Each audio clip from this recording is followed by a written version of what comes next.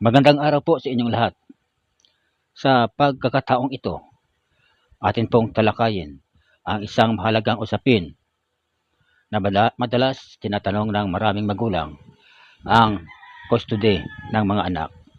Kung ang mga magulang ay hindi kasal at ang mga bata mismo ang gustong sumama sa kanilang ama.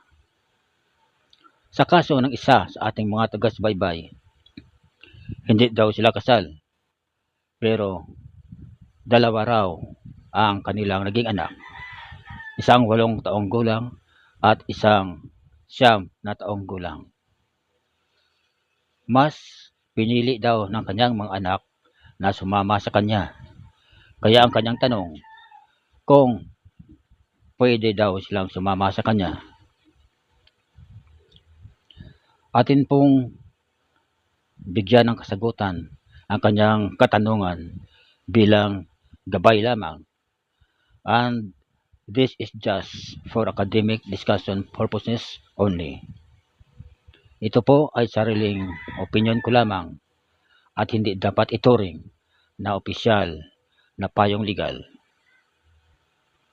Unang-una, malinaw po sa ating family code, specifically under Article 176, kung ang mga magulang ay hindi kasal, ang ina ang siyang may sole parental authority. Ang ibig pong sabihin, sa mata ng batas, ang ina ang may legal na karapatan sa pagdesisyon para sa kanyang anak o para sa kanyang mga anak. Gayunpaman, may mga sitwasyon na kung saan ang mga bata mismo, katulad ng edad 8 taong gulang at 9 na taong gulang, na mas pinili na sumama sa kanilang ama. Now, in that particular case, mahalaga po na ating linawin na yung sitwasyon na yan ay posible lamang mangyayari kung pumayag ang ina at kung maganda ang kalagayan ng ama para magbigay ng pangangalaga.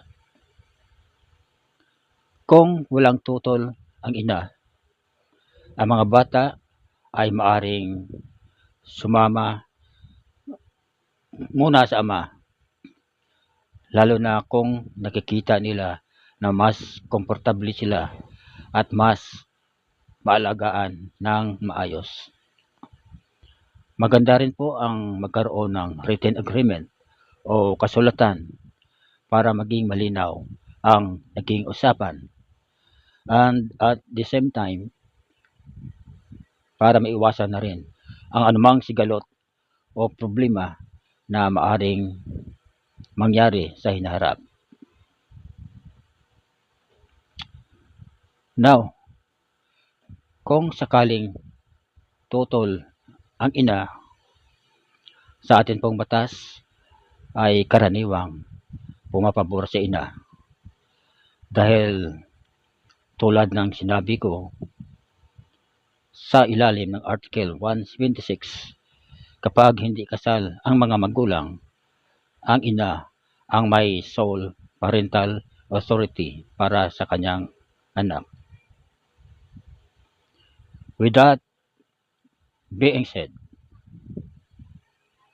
kung talagang gusto ng ama na makuha ang custody ng kanyang anak, pwede siyang dumulog sa family court para magsampa ng petition for child custody or parental authority, lalo na kung maipakita niya na mas mabuti para sa mga bata ang siya ay makapiling bilang ama. Sa bandang huli, ang pangunahing prinsipyo ng korte ay laging nakatuon sa best interest of the child.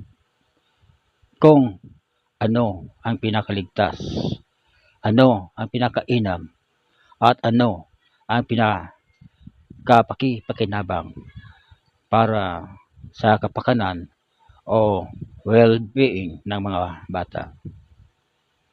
So hanggang dito na lamang mga kaibigan, naway sa nagtanong, nakapagbigay ako sa inyo ng malinaw na kasagutan tungkol sa iyong katanungan. At para na rin sa lahat kong mga taga-subaybay, naway ang video ito ay nakapagbigay na naman sa inyo ng panibagong dagdag na kaalaman hinggil sa usaping ito. Now, disclaimer lamang mga kaibigan, hindi po ako abogado, but law graduate naman ako kahit paano.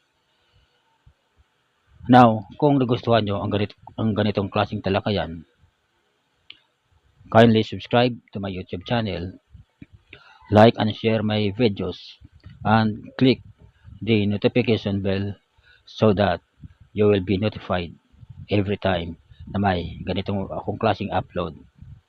Maraming salamat po.